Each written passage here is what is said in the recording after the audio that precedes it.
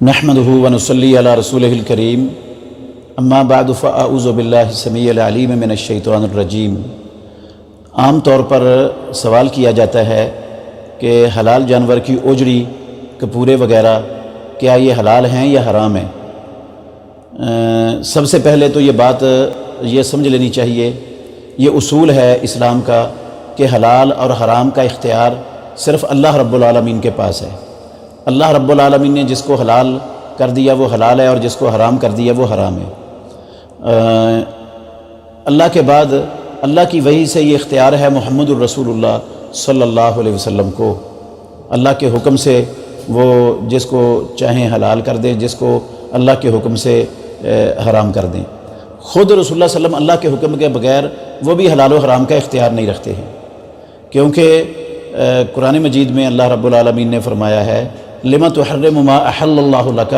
جب رسول مکرم صلی اللہ علیہ وسلم نے ایک مرتبہ شہد نہ کھانے کی قسم اٹھا لی تو اللہ نے کہا آپ نے کیوں حرام کیا اس چیز کو جس کو اللہ نے آپ کے لیے حلال کیا ہے؟ تو رسول اللہ صلی اللہ علیہ وسلم کو بھی جو اختیار نہیں ہے، تو ثابت ہوئی ہے یہ بات، یہ اصول کہ حلال و حرام کا اختیار اور حق صرف اللہ رب العالمین کے پاس ہے، اللہ کے سوا کسی کے پاس نہیں ہے۔ اور رب العالمین نے قرآن مجید میں پہلے پارے کے اندر فرمایا هو الذی خلق لکم ما فی الارض جمیعا، اللہ وہ ذات ہے جس نے سب کچھ جو کچھ زمین میں تمہارے لیے پیدا کیا، تمہارے فائدے کے لیے تم اس سے فائدہ اٹھا سکتے ہو، وہ تمہارے لیے حلال ہے۔ صرف وہ چیز حرام ہوگی جس کو اللہ نے قرآن مجید میں نام لے کر حرام کہہ دیا، یا رسول اللہ صلی اللہ علیہ وسلم نے اس کو حرام کہہ دیا، یا اللہ اور اللہ کے رسول نے اس کے استعمال کرنے سے کھانے سے منع کر دیا، روک دیا، وہ چیز حرام ہوگی۔ باقی سب کچھ اللہ رب العالمین کے اس فرمان کے مطابق حلال ہے۔ تو جن جانوروں کے گوشت کو اللہ رب العالمین نے حلال کیا ہے، ان کے کسی بھی عضو کو، کسی بھی جز کو، کسی بھی حصے کو نہ اللہ نے قرآن مجید میں حرام کہا، نہ محمد الرسول اللہ صلی اللہ علیہ وسلم کی زبان سے اس کو حرام کروایا۔ اگر کوئی جز حرام ہوتا تو اللہ رب العالمین ضرور اس کو قرآن مجید کے اندر بیان کر دیتے، یا اپنے نبی محمد الرسول اللہ صلی اللہ علیہ وسلم کی زبان سے بیان فرما دیتے، کروا دیتے۔ تو جب قرآن میں بھی نہیں ہے، سنت میں بھی نہیں ہے، تو کسی مولوی صاحب کے کہنے سے تو وہ حرام نہیں ہوگا۔ تو یہ بعض لوگوں نے بنایا ہوا ہے کہ حلال جانور کی 7 چیزیں حرام ہیں، کچھ کو مکروہ قرار دیتے ہیں، کچھ کو حرام قرار دیتے ہیں۔ یہ ان کی منہ کی بنائی ہوئی باتیں ہیں۔